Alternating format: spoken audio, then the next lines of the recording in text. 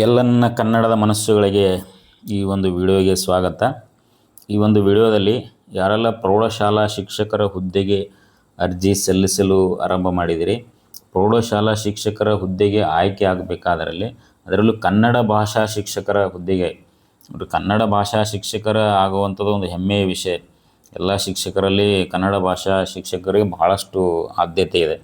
ಹಾಗಾಗಿ ಕನ್ನಡ ಭಾಷಾ ಶಿಕ್ಷಕರಾಗಬೇಕಾದ್ರೆ ಏನೆಲ್ಲ ಪಠ್ಯಕ್ರಮ ಇದೆ ಎನ್ನುವಂಥದ್ದು, ಅದನ್ನು ಯಾವ ರೀತಿ ಓದಬೇಕು ಮತ್ತು ಯಾವ ಪುಸ್ತಕಗಳನ್ನ ಇಟ್ಕೊಂಡಿರಬೇಕು.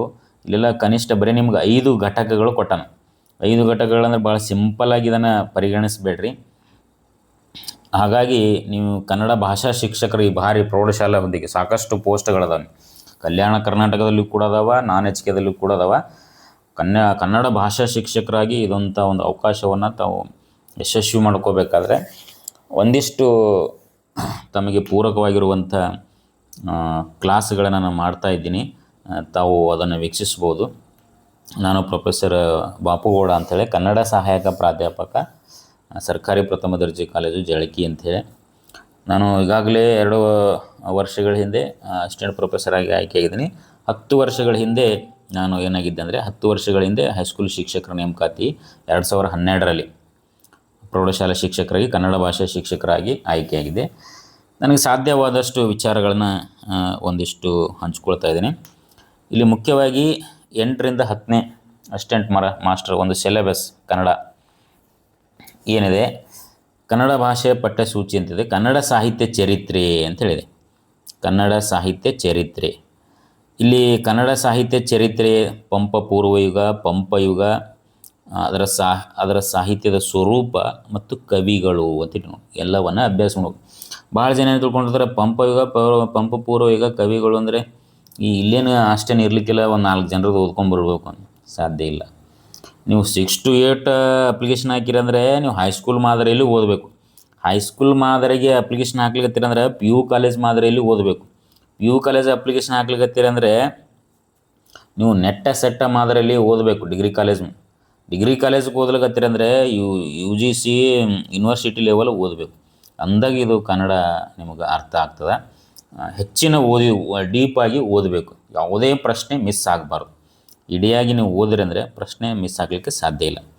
ಕನ್ನಡ ಸಾಹಿತ್ಯ ಚರಿತ್ರೆ ಅಂದರೆ ಇಲ್ಲಿ ರಂಶ್ರೀ ಮುಗುಳಿ ಮಾಡಿರುವಂಥ ವಿಭಜನಾ ಕ್ರಮಗಳು. ಪಂಪ ಪೂರ್ವಯುಗ, ಪಂಪಯುಗ ಪೂರ್ವಯುಗದಲ್ಲಿ ಎಷ್ಟೆಲ್ಲ ಕವಿಗಳು ಬರ್ತಾರೆ, ಯಾವೆಲ್ಲ ಸಾಹಿತ್ಯದ ಪ್ರಕಾರಗಳು ಬರ್ತಾವೆ, ಅವೆಲ್ಲವೂ ಕೂಡ ಲಕ್ಷಣಗಳನ್ನು ಅಧ್ಯಯನ ಮಾಡಬೇಕು. ಅಲ್ಲಿರುವಂಥ ಕವಿಗಳನ್ನು ಕುರಿತು ಅಧ್ಯಯನ ಮಾಡಬೇಕು. ಹರಿಹರ ಯುಗ ನೋಡಿ, ರಂಶ್ರೀ ಮುಗುಳಿನೇ ಹೇಳ್ತಾನೆ ಇವೆಲ್ಲ. ಪಂಪ ಪೂರ್ವಯುಗ, ಪಂಪಯುಗ, ಇವೇನು 4 ಯುಗ ಅವಲ್ಲ. ಹರಿಹರ ಯುಗ ಮತ್ತು ಕುಮಾರವ್ಯಾಸ ಯುಗ, ಈ 4 ಯುಗಗಳಲ್ಲಿ ಬರುವಂಥ ಕವಿಗಳನ್ನು ವಿಸ್ತೃತವಾಗಿ, ಅವರ ಕಾವ್ಯಗಳನ್ನು ಸಂಕ್ಷಿಪ್ತವಾಗಿ ಅಧ್ಯಯನ ಮಾಡಬೇಕು. ಹರಿಹರ ಯುಗದ ವಚನಕಾರರು, ಆ ಯುಗದ ಕವಿಗಳು, ಹರಿಹರ ಯುಗದಲ್ಲಿ ಬಂದಿರುವಂಥ ಚಂಪು ಕವಿಗಳು, ಅವರ ಕೃತಿಗಳು ಅಧ್ಯಯನ ಮಾಡಬೇಕು. ಕುಮಾರವ್ಯಾಸ ಯುಗದಲ್ಲಿ ಬರುವಂಥ ವೈದಿಕ ಸಾಹಿತ್ಯ, ಅಲ್ಲಿರುವಂಥ ಕವಿಗಳು, ದಾಸ ಸಾಹಿತ್ಯ, ದಾಸರು, ಒಂದು 5-6 ಜನರ ದಾಸರ ಕೀರ್ತನೆಗಳು, ಪ್ರಮುಖ ಸಾಲುಗಳನ್ನು ಗಮನಿಸಬೇಕು. ಈ ಮೈಸೂರು ಕಾಲದಲ್ಲಿ ಇರುವಂಥ ಕವಿಗಳು, ಅವರನ್ನು ಗಮನಿಸಬೇಕು. ವಚನ ಸಾಹಿತ್ಯ ಇವೆಲ್ಲ ಗಮನಿಸಿದ ನಂತರ ಆಧುನಿಕ ಕಾಲ, ಇಲ್ಲಿ ಆರಂಭಿಕ ನವೋದಯ, ಪ್ರಗತಿಶೀಲ, ನವ್ಯ, ದಲಿತ ಬಂಡಾಯ, ಸ್ತ್ರೀವಾದಿ, ಕಾದಂಬರಿ, ಸಣ್ಣ ಕತೆ ನೋಡ್ರಿ. ಹೊಸಗನ್ನಡ ನೀವೆಲ್ಲ ಭಾಳ ಸುಲಭವಾಗಿ ತಿಳ್ಕೊಬಾರ್ದು. ಇದು ಹೊಸಗನ್ನಡದಲ್ಲ, ಆರಂಭಿಕ ಕಾಲ. ಹೊಸಗನ್ನಡದ ಆರಂಭಕ್ಕೆ ಪ್ರೇರಣೆಗಳೇನು, ಪ್ರಭಾವಗಳೇನು, ಯಾರೆಲ್ಲ ಬ್ರಿಟಿಷರು ಅವರು ತಂದಿರುವಂಥ ಕೆಲವೊಂದು ಮುದ್ರಣ ಯಂತ್ರಗಳು, ಪತ್ರಿಕಾ ಯಂತ್ರಗಳು, ಮತ್ತು ನಮ್ಮ ಹೊಸಗನ್ನಡ ಸಾಹಿತ್ಯದ ಮೇಲೆ ಇಂಗ್ಲೀಷ್ ಸಾಹಿತ್ಯದ ಪ್ರಭಾವ ಭಾಳಾಗಿದೆ. ಅನೇಕ ಇಂಗ್ಲೀಷಿನ ಕವನಗಳು ನಮ್ಮ BM ಶ್ರೀಕಂಠಯ್ಯನವರು ಅನುವಾದ ಮಾಡ್ತಾರೆ. ಅವೆಲ್ಲವನ್ನು ಕೂಡ ನೀವು ಗಮನಿಸಬೇಕು. ನವೋದಯ ಅಂದರೆ ಏನು, ನವೋದಯ ಸಾಹಿತ್ಯದ ಲಕ್ಷಣಗಳ ಜೊತೆಗೆ ನವೋದಯದ ಕೆಲವು ಕವಿಗಳು, ಅವರ ಪರಿಚಯ, ಅವರ ಕೆಲವು ಪದ್ಯದ ಸಾಲುಗಳು ಗಮನಿಸಬೇಕು. ಪ್ರಗತಿಶೀಲ ಅಂದರೆ ಏನು, ಪ್ರಗತಿಶೀಲದ ಪ್ರಮುಖ ಧೋರಣೆಗಳೇನಿದ್ದು, ಅಲ್ಲಿರುವಂಥ ಕವಿಗಳು, ಅವರ ಪರಿಚಯ ಮತ್ತು ಅವರ ಕೆಲವೊಂದು ಶ್ರೇಷ್ಠವಾದ ಪದ್ಯಗಳನ್ನು ಗಮನಿಸಬೇಕು. ಪದ್ಯದ ಸಾಲುಗಳು ಕೇಳ್ತಾನೆ.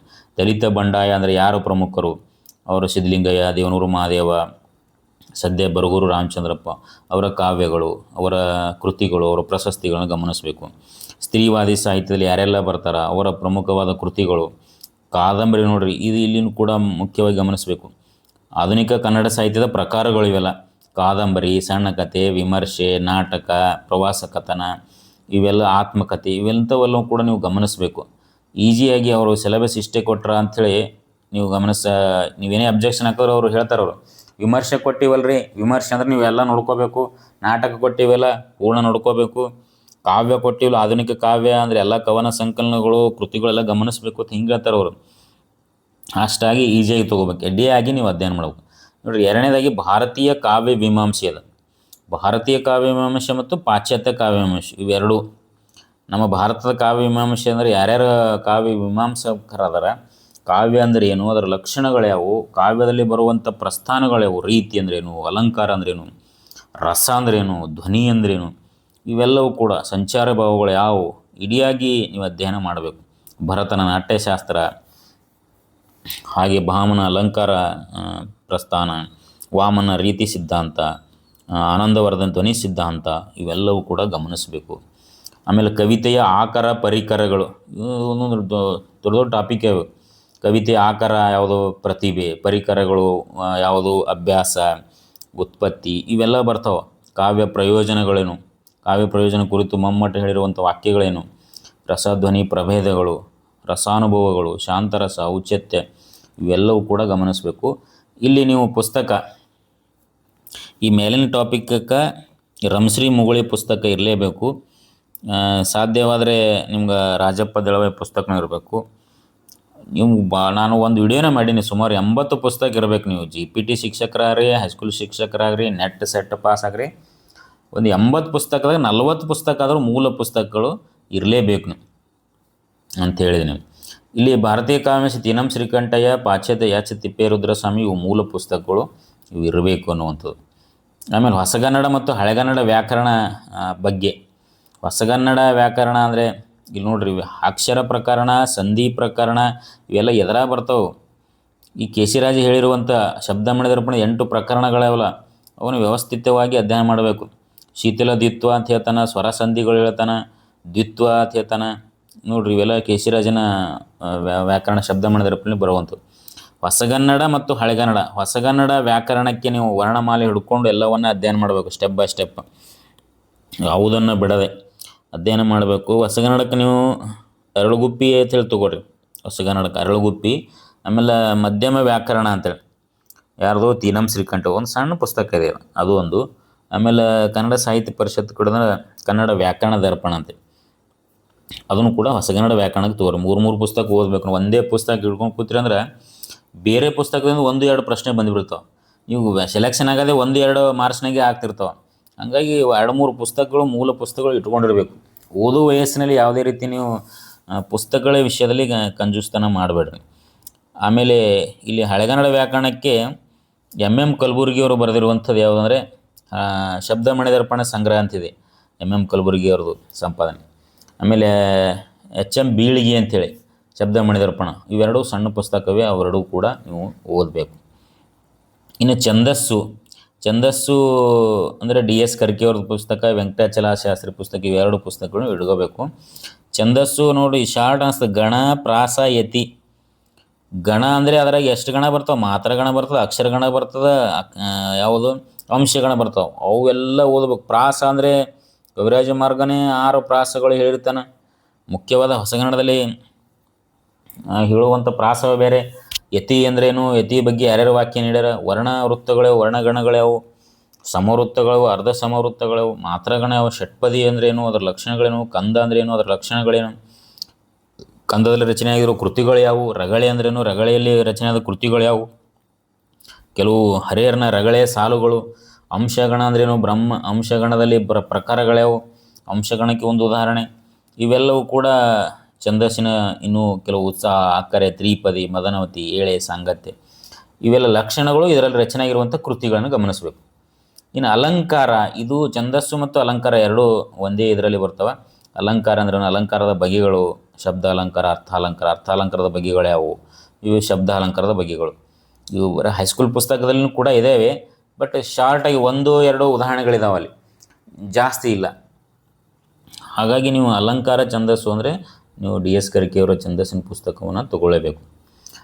ಹಾಗಾಗಿ ಇಡಿಯಾಗಿ ನೀವು ಈ ರೀತಿಯಾಗಿ ಅಧ್ಯಯನ ಮಾಡಿದ್ರೆ ಖಂಡಿತವಾಗಿ ಹೆಚ್ಚಿನ ಸ್ಕೋರ್ ಮಾಡಲಿಕ್ಕೆ ಸಾಧ್ಯ ಆಗ್ತದೆ. ಮೊದಲು ನೀವೇನು ಮಾಡಬೇಕಂದ್ರೆ ಹೈಸ್ಕೂಲು ಶಿಕ್ಷಕರಿಗೆ ಸಂಬಂಧಪಟ್ಟಿರುವಂಥ ಒಂದು 3-4 ಪ್ರಶ್ನೆ ಪತ್ರಿಕೆಗಳು ಮೊದಲು ಸಂಗ್ರಹ ಮಾಡ್ಕೊಳ್ರಿ. ಆ ಪ್ರಶ್ನೆ ಪತ್ರಿಕೆ ಬಂದಿರುವಂಥ ಪ್ರತಿಯೊಂದೂ ಕೂಡ ಪ್ರಶ್ನೆ, ಅದರ 4 ಆಯ್ಕೆಗಳು ಮತ್ತು ಆ ಪ್ರಶ್ನೆಗಳು ಯಾವುದ್ರ ಮೇಲೆ ಸಾಹಿತ್ಯ ಚರಿತ್ರೆ ಮೇಲೆ ಯಾವುದು ಬಂದದ, ವ್ಯಾಕರಣದ ಮೇಲೆ ಯಾವ ಬಂದದ. ಹೆಚ್ಚಾಗಿ ಪ್ರಶ್ನೆ ಪತ್ರಿಕೆಯಲ್ಲಿರುವಂಥ ರಿಪೀಟ್ ಆಗಿರುವಂಥದ್ದು. ಹಾಗಾಗಿ ಟಾಪಿಕ್ಗಳು ಪಂಪನ ಮೇಲೆ ಒಂದು ತೆಗಿಲೇಬೇಕು ಅವರು ಕ್ವಶನ, ಕವಿರಾಜ ಮಾರ್ಗದ ಮೇಲೆ ತೆಗಿಲೇಬೇಕು ಕ್ವಶನ, ಆಮೇಲೆ ಶಾಸನ ಹಲ್ಮಿಡಿ ಶಾಸನದ ಬಗ್ಗೆ ತೆಗಿಲೇಬೇಕಾ, ಆಮೇಲೆ ಸಾಹಿತ್ಯ ಚರಿತ್ರೆಯಲ್ಲಿ ಬಂದಾಗ ಇನ್ನೂ ಮುಖ್ಯವಾಗಿ ಬಸವಣ್ಣ ವಚನಕಾರ ಮೇಲೆ ತೆಗಿಲೇಬೇಕಾ, ಇಂಥವು ಕುಮಾರವ್ಯಾಸನ ಮೇಲೆ ತೆಗಿಬೇಕು. ಇಂಥ ಮೇನ್ ಟಾಪಿಕ್ಗಳನ್ನು ನೀವು 2-3 ಸಲ ನೀವು ಗಮನ ಹರಿಸಿದ್ರಿ ಅಂದ್ರೆ ನಿಮ್ಮ ಪ್ರಶ್ನೆ ಪತ್ರಿಕೆಯಲ್ಲಿ ಪ್ರಶ್ನೆಗಳು ಮಿಸ್ ಆಗಂಗಿಲ್ಲ. ಎಕ್ಯುರೇಟ್ ಓದಬೇಕು. ನೀವು ಓದುವ ವಿಧಾನಗಳನ್ನೇ ನಾನು ಒಂದು ವಿಡಿಯೋ ಮಾಡಿದ್ದೀನಿ.